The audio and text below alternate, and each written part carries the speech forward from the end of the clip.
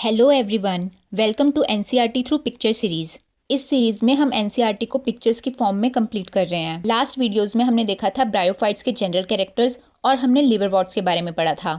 आज हम पढ़ेंगे मॉसिस के बारे में। मॉसिस ब्रायोफाइटा फाइलम में क्लास ब्रायोप्सिडा को बिलोंग करते हैं। ये ब्रायोफाइटा में बहुत ही इंपॉर्टेंट क्लास है। मॉसिस हमें जनरली भी आसपास देखने को इजीली मिल जाते हैं। ऑल्दो ब्रायोफाइटा के कैरेक्टरिस्टिक हम देख चुके हैं, एक बार मॉसिस में उन कैरेक्टरिस्टिक को अलग से पढ़ लेते हैं।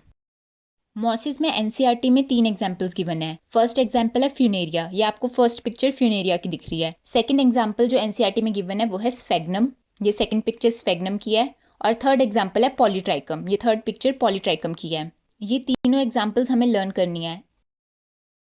ट्रिक में आप देख सकते हो यहाँ पर एक पिक्चर है, इसमें आपको 2 गर्ल्स दिख रही हैं। तो एक लड़की का नाम हमने रखा है पॉली और दूसरी उसकी मौसी है। तो ट्रिक है, पॉली ने फन किया स्पा में मौसी के साथ। तो जो पॉली है, पॉली से हमें याद रखना है पॉलीट्राइकम, फन से हमें याद रखना है फ्यूनेरिया और स्पा की जगह हम बोल रहे हैं स्फा, तो स्फा से क्या है स्फेग्नम। और मौसी क्या है मॉस, यहाँ से हमें याद रखना है मॉस। ये एब्सर्ड ट्रिक है, लेकिन अगर आपको एग्जाम्पल लर्न करने में मुश्किल होती है तो आप ऐसे याद कर सकते हो। आप अपनी भी कोई और ट्रिक भी बना सकते हो। अगर आप इन स्लाइड्स को 2-3 बार पढ़ोगे तो ये आपको वैसे ही याद हो जाएंगी। पर इंपॉर्टेंट ये है कि एनसीईआरटी में जो भी एग्जाम्पल्स हैं हमें वो लर्न होनी चाहिए। उसके बाद आ जाते हैं हम प्लांट की मेन बॉडी में। हमें पता है कि ब्रायोफाइट्स में प्लांट की मेन बॉडी गेमिटोफाइट होती है, तो यहाँ पे भी गेमिटोफाइट होगी। और गेमिटोफाइट कैसा होगा? लीफी गेमिटोफाइट होगा। तो आपको ये फर्स्ट पिक्चर दिख रही है, इसमें आपको लीफ लाइक स्ट्रक्चर्स दिख रहे हैं, ये लीफी गेमिटोफाइट की पिक्चर है। और इसी गेमिटोफाइट के ऊपर हमने देखा था बाद में क्या बनेगा, स्पोरोफाइट, फर्टिलाइजेशन के बाद। तो ये सेकंड पिक्चर आपको स्पोरोफाइट की दिख रही है जो फर्टिलाइजेशन के बाद बनेगा गेमिटोफाइट के ऊपर। थर्ड पिक्चर में आप दोनों देख सकते हो, नीचे आपको गेमिटोफाइट दिखेगा और गेमिटोफाइट ने अपने ऊपर क्या होल्ड कर रखा है, स्पोरोफाइट। स्पोरोफाइट स्टेज डिपेंडेंट होती है, गेमिटोफाइट इंडिपेंडेंट होती है, फोटोसिंथेसिस करते हैं और फोटोसिंथेसिस से जो फूड बनता है वो स्पोरोफाइट को देते हैं। तो स्पोरोफाइट अभी भी डिपेंडेंट है गेमिटोफाइट के ऊपर, तो इसलिए मेन प्लांट बॉडी हमारी गेमिटोफाइट है। इसलिए सबसे पहले हम गेमिटोफाइट को देखेंगे डिटेल में। मॉसिस में गेमिटोफाइट बहुत इंपॉर्टेंट है क्योंकि यहाँ पे हमें एक बहुत इंपॉर्टेंट स्टेज देखने को मिलती है जिसे हम बोलते हैं प्रोटोनिमा स्टेज। इससे क्वेश्चन भी पूछे जाते हैं कि प्रोटोनिमा स्टेज कहाँ पे मिलती है, तो ये ब्रायोफाइट्स में मिलती है, ब्रायोफाइट्स में मॉसिस में मिलती है। मॉसिस के 3 एग्जाम्पल है, फ्यूनेरिया, स्फेग्नम और पॉलीट्राइकम। तो प्रोटोनिमा स्टेज होती क्या है? तो जैसे कि हमने पिछली वीडियोस में देखा था, स्पोर्स बनते हैं। स्पोर्स कैसे हैं? हैप्लॉइड। जब ये स्पोर्स जर्मिनेट करेंगे तो फर्स्ट स्टेज जो बनेगी वो प्रोटोनिमा स्टेज बनेगी, मतलब डायरेक्टली लीफी गेमिटोफाइट नहीं बनता मॉसिस में, सबसे पहले एक प्रोटोनिमा स्टेज बनती है। एनसीईआरटी में इस प्रोटोनिमा स्टेज के बारे में कुछ इंपॉर्टेंट पॉइंट्स लिखे हैं जो हमें अच्छी तरह याद होने चाहिए। फर्स्ट, आप इस पिक्चर में देखो, आपको प्रोटोनिमा स्टेज कैसी दिख रही है। एनसीईआरटी में इसके बारे में लिखा है कि ये क्रीपिंग स्टेज है। क्रीपिंग मतलब होता है रेंगना। तो ये आपको कैसी दिख रही है कि ये ग्राउंड के ऊपर हॉरिजॉन्टली ग्रो कर रही है, वर्टिकल ग्रोथ नहीं है इसकी, एकदम लेटी हुई है ग्राउंड के ऊपर। इसे क्या बोलते हैं हम? क्रीपिंग। तो फर्स्ट पॉइंट याद रखना है कि हमें ये लेटी हुई दिख रही है, इसलिए क्रीपिंग स्टेज है। सेकंड, इसका कलर नोटिस करना है, ये ग्रीन कलर की है, तो सेकंड पॉइंट है ये ग्रीन है। थर्ड, आप इसमें देख सकते हो यहाँ पे आपको ब्रांचेस दिख रही होंगी, तो इसमें बहुत ज़्यादा ब्रांचेस होती हैं।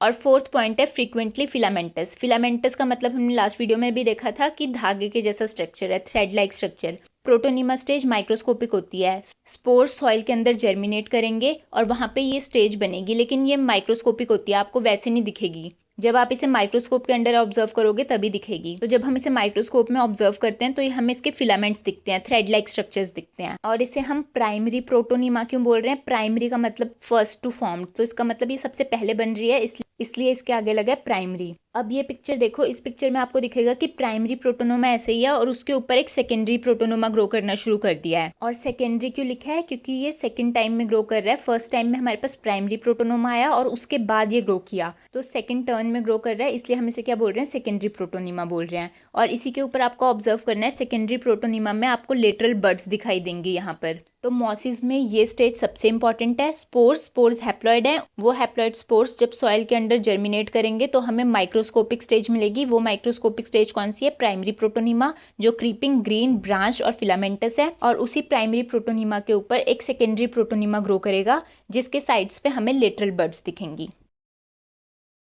अभी तक हमने देखा कि जब स्पोर जर्मिनेट होता है तो सबसे पहले प्रोटोनिमा स्टेज बनती है, उसे हम बोलते हैं प्राइमरी प्रोटोनिमा। प्राइमरी प्रोटोनिमा के ऊपर से सेकेंडरी प्रोटोनिमा बनता है और सेकेंडरी प्रोटोनिमा में हमने देखा था कि लिटरल बर्ड्स प्रेजेंट होती हैं। तो मॉसिस में गेमिटोफाइट की फर्स्ट स्टेज प्रोटोनिमा स्टेज है।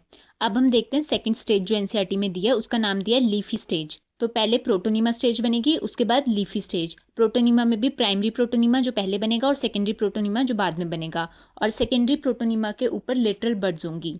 अब हम देखते हैं लीफी स्टेज कैसे बन रही है। तो एनसीईआरटी में लाइन लिखी है कि लीफी स्टेज कैसे डेवलप होती है, develops from secondary protonema as a lateral bud. तो यहाँ फिगर में देखो, आपको एक ग्राउंड के नीचे सरफेस दिख रहा होगा और ग्राउंड के ऊपर का सरफेस दिख रहा होगा। तो ग्राउंड के नीचे हमें जो सरफेस दिख रहा है वहाँ पे हम देख सकते हैं कि वहाँ पे स्पोर जर्मिनेट हुआ होगा। ये सारे आपको जो ऑरेंज डॉट है वो सॉइल दिखाई है। ग्राउंड के नीचे स्पोर जर्मिनेट हुआ, उसने यहाँ पे प्राइमरी प्रोटोनीमा बना दिया। प्राइमरी प्रोटोनीमा के ऊपर ही आपको सेकेंडरी प्रोटोनीमा बनता हुआ दिख रहा है। यहाँ पे आपको सेकेंडरी प्रोटोनीमा में लेटरल बड्स भी दिख रहे होंगे। अब जो ये लेटरल बड है, यहीं से क्या बनेगा, हमारा लीफी स्टेज बनेगा। तो आपको ये डायग्राम में दिख भी रहा होगा कि इस बड से यहाँ पे नया लीफी स्टेज बाहर को निकल रहा है, जो अब हमें दिखेगा प्रॉपरली। ये लीफी स्टेज हमें नेकेड आइज से विजिबल होता है। ये ग्राउंड के ऊपर बनेगा। यहाँ पे आपको देख रहे हो ये इसके राइजोइड्स हैं और ये ऊपर की तरफ बन रहा है, ये इसकी लीव्स हैं। आप दूसरा डायग्राम देखो, इसमें ये लीफी स्टेज थोड़ा बड़ा हो गया है और जो प्राइमरी और सेकेंडरी प्रोटोनीमा थे वो डीजेनरेट हो गए सॉइल के अंदर ही, और लीफी स्टेज हमारा ऊपर को ग्रो कर रहा है। इसके आसपास आप स्पाइरली अरेंज लीव्स देख सकते हो। ये ट्रू लीव्स नहीं है, लीफ लाइक स्ट्रक्चर्स हैं। और नीचे राइजोइड देख सकते हो। राइजोइड के बारे में हमें एनसीईआरटी में क्या लाइन लिखी है कि they are attach to the soil through multi cellular and branch rhizoids. तो हमने यूनिसेलुलर राइजोइड्स पढ़े थे लिवरवॉर्ट्स में, और मल्टी सेलुलर राइजोइड्स किसमें है हमारे पास, मॉसेस में। मल्टी सेलुलर भी है और ब्रांच्ड भी है, ये फिगर में आप देख सकते हो। और एनसीईआरटी ने इस लीफी स्टेज को कैसे डिफाइन किया है, एनसीईआरटी में लाइन लिखी है, they consist of upright cylinder axis. ये आपको दिख रही है, ऊपर सीधी एक्सिस जा रही है जो स्टेम लाइक स्ट्रक्चर है, बियरिंग स्पाइरली अरेंज्ड लीव्स। उसके अराउंड ये जो स्टेम लाइक स्ट्रक्चर है जो अपराइट है, उसके अराउंड हमारे पास लीफ कैसे अरेंज्ड है, स्पाइरली अरेंज्ड लीव्स हैं, जो कि ट्रू लीव्स नहीं है, लीफ की तरह ही दिखते हैं। तो हमने गेमेटोफाइट की दोनों स्टेज कवर कर ली, प्रोटोनीमा स्टेज भी और उसके बाद लीफी स्टेज भी। अब हम लीफी स्टेज के कुछ पिक्चर्स देख लेते हैं। तो रियल में लीफी स्टेज आपको कुछ ऐसी दिखेंगी। ये आपको यहाँ पे लीफ लाइक स्ट्रक्चर्स दिख रहे हैं और आपको देख सकते हो ये सब स्पाइरली अरेंज्ड हैं।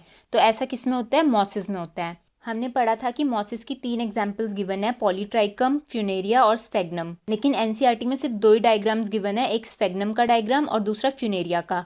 यहाँ पे हम स्फेग्नम का डायग्राम समझ लेते हैं।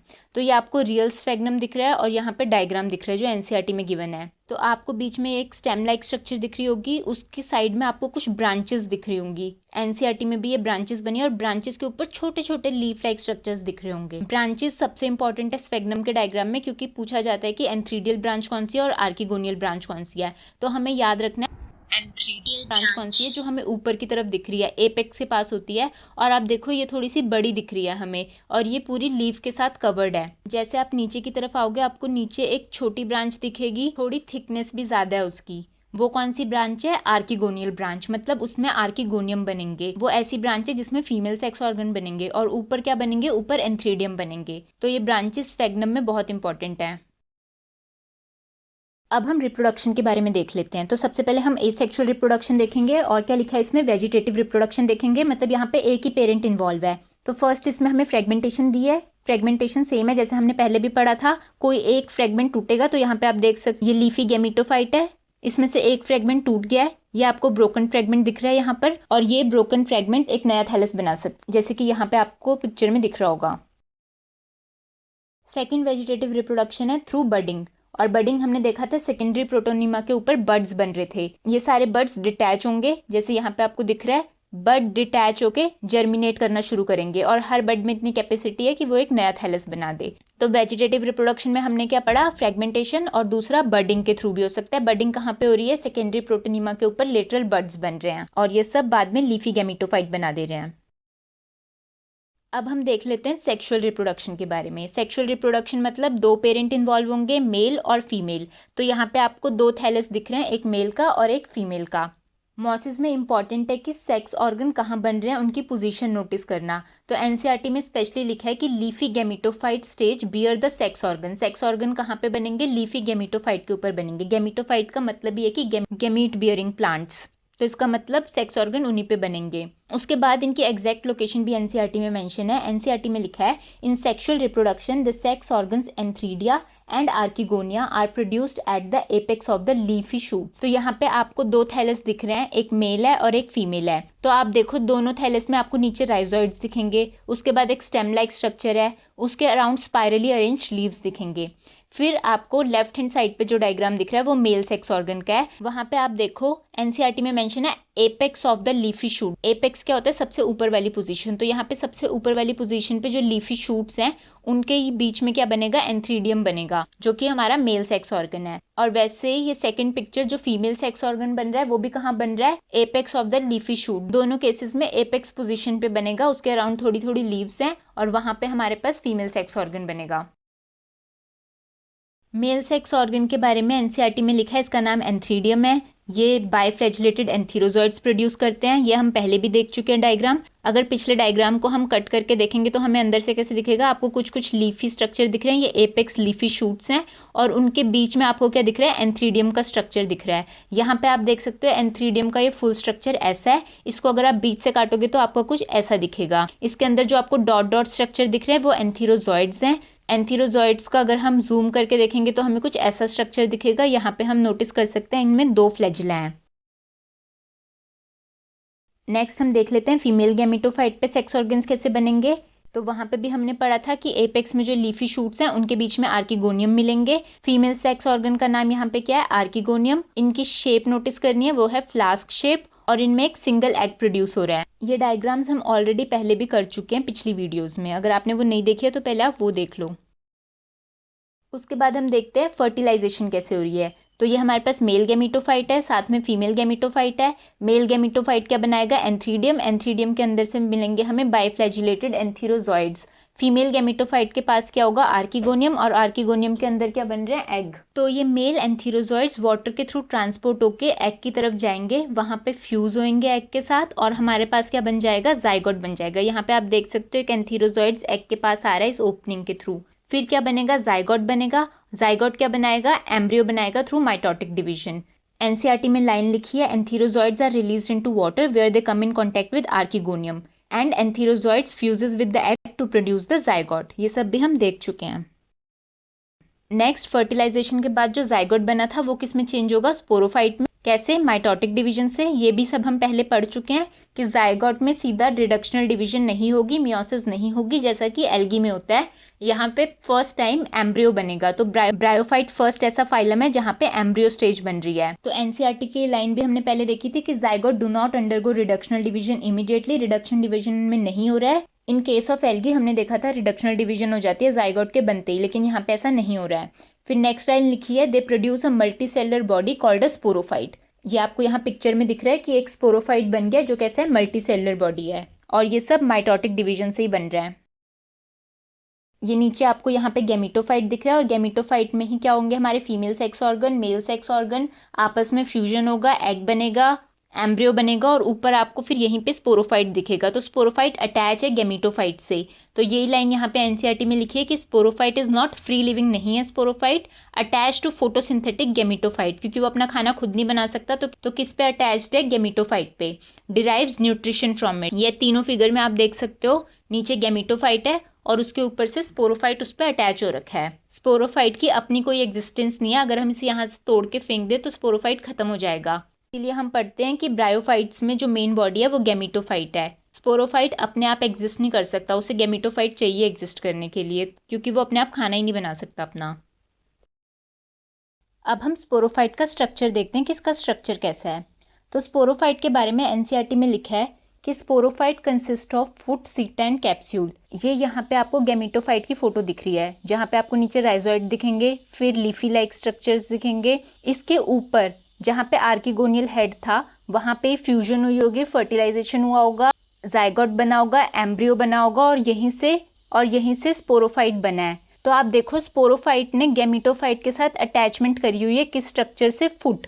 तो इस स्ट्रक्चर को हम क्या बोलेंगे? फुट। फुट का काम क्या है कि वो उसे एंकर करने में हेल्प कर रहा है, किसके साथ? गैमेटोफाइट के साथ। तो स्पोरोफाइट गैमेटोफाइट के ऊपर ही बना है। उसके बाद एक स्टॉक लाइक स्ट्रक्चर दिख रहा है जो यहाँ पे बहुत लंबा सा है। लिवर वॉट्स में हमने देखा था ऐसा कोई लंबा सा स्ट्रक्चर नहीं था, सीटा वहाँ भी था पर वो इतना ज़्यादा डेवलप्ड नहीं था। यहाँ पे आपको एक पतला सा लंबा सा स्ट्रक्चर दिख रहा है, तो यहाँ पे सीटा ज़्यादा डेवलप्ड है। फिर टॉप पे आपको दिख रहा होगा एक कैप्सूल। कैप्सूल वो स्ट्रक्चर है जिसके अंदर स्पोर्स बनते हैं। कैप्सूल एक कैप लाइक स्ट्रक्चर से ढका होता है। उस कैप लाइक स्ट्रक्चर को हम ओपर्कुलम बोलते हैं। वैसे एनसीईआरटी में ये नहीं है, तो अगर आपको नहीं भी याद रहता है तो कोई बात नहीं, पर ये जरूर याद रखना है कि नीचे गेमिटोफाइट है और गेमिटोफाइट के ऊपर जो आर्किगोनियल हेड था जहाँ पे फ्यूजन हुई, वहीं से ऊपर क्या बन रहा है, स्पोरोफाइट। स्पोरोफाइट अटैच है गेमेटोफाइटिक बॉडी पे। नेक्स्ट आपको कैप्सूल का इनलार्ज व्यू दिख रहा है यहाँ पे, और इसी कैप्सूल में अगर आप इस फोटो में देखोगे तो आपको दिख रहा है कैप्सूल के अंदर क्या बन रहा है, स्पोर्स बन रहे हैं। और ये स्पोर्स कैसे बनेंगे, मियोटिक डिवीजन से, मतलब स्पोर्स हैप्लॉइड होंगे।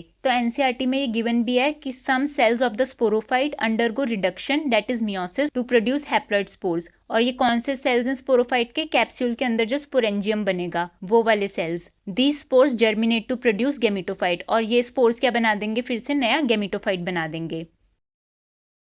एक बार जो हमारे पास एनसीईआरटी में फ्यूनेरिया का डायग्राम है उसे हम देख लेते हैं। तो ये आपके पास रियल पिक्चर है फ्यूनेरिया की, और ये एनसीईआरटी का डायग्राम है। हम दोनों को कंपेयर करके देखते हैं। तो यहाँ पे आपको सबसे नीचे गेमिटोफाइटिक बॉडी पे देखो, आपको सबसे पहले नीचे राइजोइड दिख रहे होंगे। यहाँ पे भी ये सबस्ट्रेटम में किसके साथ अटैच है, राइजोइड के साथ अटैच है। फिर उसके बाद आपको एक मेन एक्सिस दिख रही है जिसके around spirally arrange leaf like structures हैं। यहाँ पे आप नीचे देखो, यहाँ पे आपको एक गेमिटोफाइट बॉडी दिख रही है जिसमें आपको छोटे छोटे लीव्स दिख रहे हैं, वो क्या, इसकी गेमिटोफाइट बॉडी है। इस गेमिटोफाइट बॉडी से ऊपर से एक सीटा निकल रहा है जो कि स्पोरोफाइट का पार्ट है, और सीटा के ऊपर क्या है, कैप्सूल। इस पिक्चर में भी आपको दिख रहा होगा ये सीटा है, और सीटा के ऊपर क्या निकल रहा है, कैप्सूल। तो गेमिटोफाइट, गेमिटोफाइट के ऊपर क्या बना हुआ है, स्पोरोफाइट। क्योंकि ये डायग्राम एनसीईआरटी में गिवन है तो इसकी हमें हर लेबलिंग अच्छे से आनी चाहिए। इसके बाद एनसीईआरटी में एक लास्ट लाइन लिखी है, the sporophyte in mosses is more elaborate than that in liverworts. ये तो अभी भी हमने देखा कि जो स्पोरोफाइट का स्ट्रक्चर होता है मॉसिस में वो ज़्यादा इलेबोरेट है, मतलब ज़्यादा डिफ्रेंशिएटेड है। जैसे हमने देखा कि सीटा का स्ट्रक्चर कैसा था, लिवरवर्ट्स में सीटा बहुत ही छोटा था, लेकिन मॉसिस में वही सीटा काफ़ी स्टॉक लाइक स्ट्रक्चर था, काफ़ी लंबा था। ऐसे ही कैप्सूल में भी मॉसिस के अंदर हमें ज़्यादा डिफ्रेंशिएशन देखने को मिलेगी लिवरवर्ट्स के कैप्सूल के कंपैरिजन में। इसी के साथ एनसीईआरटी में ये भी मेंशन है, the mosses have an elaborate mechanism of spore dispersal. तो ये क्या स्पोर डिस्पर्सल का कौन सा इलेबोरेट मैकेनिज्म है, ये आपके एनसीईआरटी में नहीं दिया है, पर इस लाइन को समझने के लिए हम इसे पिक्चर्स के थ्रू देख लेते हैं। तो यहाँ पे आपको ये स्पोरोफाइट दिख रहा है लिवरवॉर्ट का, तो आप देखो ये स्पोरोफाइट लगा हुआ है, इसमें आपको सीटा देखो कितना छोटा सा दिख रहा है। अब लिवरवॉर्ट में हम अगर कैप्सूल के अंदर देखेंगे तो आपको ये देखो ये कैप्सूल दिख रहा है, इसके अंदर ये ब्लैक ब्लैक डॉट हैं जो ये स्पोर्स हैं, और ये आपको रिबन लाइक स्ट्रक्चर्स जो दिख रहे हैं वो इलेटर्स हैं। तो एक्चुअली में इस फोटो में देखो जो इलेटर्स होते हैं वो कॉइल्ड होते हैं अराउंड स्पोर्स नॉर्मल स्टेज में। जैसे ही उन्हें मॉइस्चर मिलता है तो उन्हें पता लग जाता है फेवरेबल कंडीशन है, हम जर्मिनेट कर सकते हैं, इलेटर्स अनकॉइल कर जाते हैं। तो यहाँ पे आपको दिख रहा है ये जो इलेटर पहले कॉइल्ड था इसके राउंड, अब ये खुल गया है। जैसे इसके पास इनफ मॉइस्चर से पता चल गया कि सराउंडिंग में इनफ मॉइस्चर है। इन इलेटर्स के खुलने के कारण स्पोर डिस्पर्सल बहुत दूर तक हो सकता है, वरना जहाँ पे कैप्सूल है उसके आसपास ही स्पोर डिस्पर्स होते, लेकिन क्योंकि इनमें इलेटर्स होते हैं तो स्पोर डिस्पर्सल काफी दूर तक हो सकता है। ये मैकेनिज्म था लिवरवॉर्ट्स में। अब इसको हम कंपेयर करते हैं मॉसिस के साथ। अब हम देखते हैं मॉसिस में स्पोर डिस्पर्सल कैसा है। तो ये मॉसिस का स्पोरोफाइट देखो, यहाँ पे सीटा आपको ज़्यादा डेवलप्ड दिख रहा है, ज़्यादा लॉन्ग है लिवरवॉर्ट्स के कंपैरिजन में। ये ऊपर कैप्सूल है और कैप्सूल बाहर से एक लेयर से कवर होता है, उस लेयर को हम कैलिप्ट्रा बोलते हैं। ये टर्मिनोलॉजी याद करने की जरूरत नहीं है, सिर्फ समझने के लिए है, क्योंकि एनसीईआरटी में ये कैलिप्ट्रा, ओपर्कुलम ये सब नहीं गिवन है। नेक्स्ट फिगर में आपको दिख रहा होगा कैप्सूल को इनलार्ज करके दिखाया है। तो कैप्सूल के आगे आपको एक कैप लाइक स्ट्रक्चर दिख रही है जिससे कैप्सूल ढका हुआ है, कैप्सूल का मुंह बंद है। तो वो कैप लाइक स्ट्रक्चर क्या है, ओपर्क्यूलम। तो इनमें जब स्पोर डिस्पर्सल होता है तो सबसे पहले ओपर्क्यूलम हटता है, एक ये लिड लाइक स्ट्रक्चर है। तो जब ओपर्क्यूलम हटता है तो इस फोटो में आपको दिख रहा है ओपर्क्यूलम निकल गया। तो इसके अंदर हमें जो एक स्ट्रक्चर दिखता है इसे हम बोलते हैं पेरिस्टोम टीथ। ऐसे 2 रिंग्स होती हैं पेरिस्टोम टीथ की। ये पेरिस्टोम टीथ क्या करते हैं, ये हेल्प करते हैं स्पोर डिस्पर्सल में, और ये ज़्यादा कॉम्प्लेक्स मैकेनिज्म है इलेटर्स के कंपैरिजन में। तो इसीलिए एनसीईआरटी में लाइन मेंशन है कि the mosses have an elaborate mechanism of spore dispersal. आपको ये नाम याद करने की जरूरत नहीं है कि इलेटर्स होते हैं, पेरिस्टोम टीथ होते हैं, क्योंकि एनसीईआरटी में गिवन नहीं है, लेकिन सिर्फ ये पिक्चर्स ये समझाने के लिए थी कि मॉसिस में क्या इलेबोरेट मैकेनिज्म होता है स्पोर डिस्पर्सल का, और क्यों मॉसिस का स्पोरोफाइट ज़्यादा इलेबोरेट है लिवरवॉर्ट के स्पोरोफाइट से। तो ये पॉइंट हमें याद रखना है कि ज़्यादा इलेबोरेट किसका है, ज़्यादा एडवांस किसका है, मॉसिस का। और स्पोर डिस्पर्सल का मैकेनिज्म भी इलेबोरेट किस में है, मॉसिस में, क्योंकि इसमें पेरिस्टोम टीथ हमने देखे। लास्ट में हमने अभी तक जो कुछ पढ़ा उसे हम एक साइकिल के फॉर्म में समराइज कर लेते हैं। तो ये एक टिपिकल मॉस का लाइफ साइकिल है जो अभी तक हम पढ़ चुके हैं हर स्टेज। अब हम इसे साइकिल के फॉर्म में देख लेते हैं। सबसे पहले हम स्टार्ट करते हैं स्पोर जर्मिनेशन से। ये आपके पास एक हैप्लॉइड स्पोर है।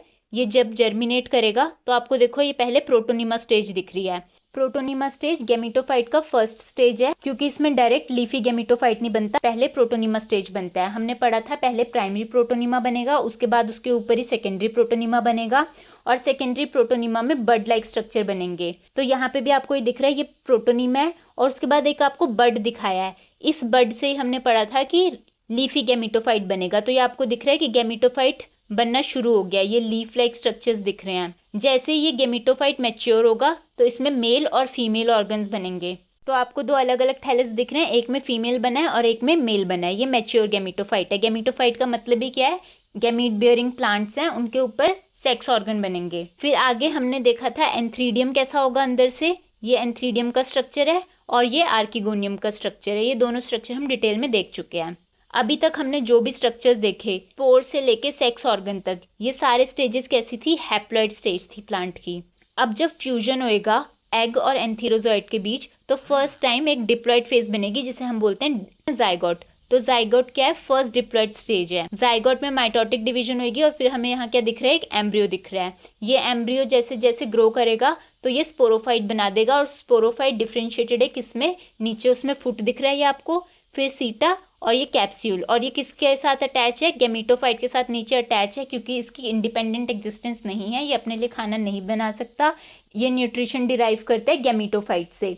और इसके कैप्सूल के अंदर फिर से मियोसिस होएगी। मियोसिस से क्या होगा, जो डिप्लॉइड स्पोरोफाइट था उसके अंदर हैप्लॉइड स्पोर्स बनेंगे और वो हैप्लॉइड स्पोर्स फिर से क्या कर देंगे, जर्मिनेट होके गैमेटोफाइट को बना देंगे। तो ऐसे हमारा लाइफ साइकिल कंप्लीट हो जाएगा। तो डिप्लॉइड फेज में क्या पढ़ा हमने, जाइगोट पढ़ा, एम्ब्रियो और स्पोरोफाइट। तो हम देख सकते हैं कि प्लांट के लाइफ साइकिल में हैप्लॉइड फेज ज़्यादा देर तक है, इसलिए हम क्या बोलते हैं कि हैप्लॉइड फेज डोमिनेटिंग है। क्योंकि लाइफ साइकिल में प्लांट ज़्यादा देर तक हैप्लॉइड स्टेज में, इसलिए हैप्लॉइड स्टेज क्या हो गया, डोमिनेंट स्टेज होगी। और डिप्लॉइड फेज भी प्रेजेंट है जाइगोट, एम्ब्रियो और स्पोरोफाइट की फॉर्म में, लेकिन डिप्लॉइड फेज की अपने आप इंडिपेंडेंट एग्जिस्टेंस नहीं है, वो गैमेटोफाइट के ऊपर डिपेंडेंट है, मतलब हैप्लॉइड फेज के ऊपर डिपेंडेंट है। इसलिए जो इसकी लाइफ साइकिल है उसको हम क्या बोलते हैं, हैप्लोडिप्लॉन्टिक। उसमें हैप्लॉइड फेज भी है, डिप्लॉइड फेज भी है, पर हैप्लो पहले लिखेंगे क्योंकि हैप्लॉइड फेज ज़्यादा देर तक रहता है और इंडिपेंडेंट है। तो इसके साथ हमारा मॉस का टॉपिक कंप्लीट हो चुका है। लास्ट में एनसीईआरटी से देख लेते हैं अभी तक हमने मॉसिस के बारे में जो जो पढ़ा। मॉसिस में हमने देखा कि डोमिनेंट स्टेज क्या है, गैमेटोफाइट। गैमेटोफाइट हमने देखा कि गैमेटोफाइट की फर्स्ट स्टेज प्रोटोनिमा स्टेज है जो कि क्रीपिंग, ग्रीन, ब्रांच और फिलामेंटस है। सेकंड स्टेज लीफी है। और लीफी स्टेज कैसे बनती है, सेकेंडरी प्रोटोनिमा पे लेटरल बड होते हैं उससे लीफी स्टेज बनती है। फिर हमने देखा राइजोइड्स कैसे हैं, इसमें मल्टीसेलर है। रिप्रोडक्शन में हमने देखा फ्रेगमेंटेशन है, बडिंग है, सेक्स ऑर्गन एपेक्स में बन रहे हैं लीफी शूट्स के। और हमने देखा स्पोरोफाइट ज्यादा इलेबोरेट है यहाँ पर और इनका इलेबोरेट मैकेनिज्म है स्पोर डिस्पर्सल का। 3 एग्जाम्पल फ्यूनेरिया, पॉलीट्राइकम, स्फेग्नम। इसके साथ हमारा मॉसिस का टॉपिक कंप्लीट होता है।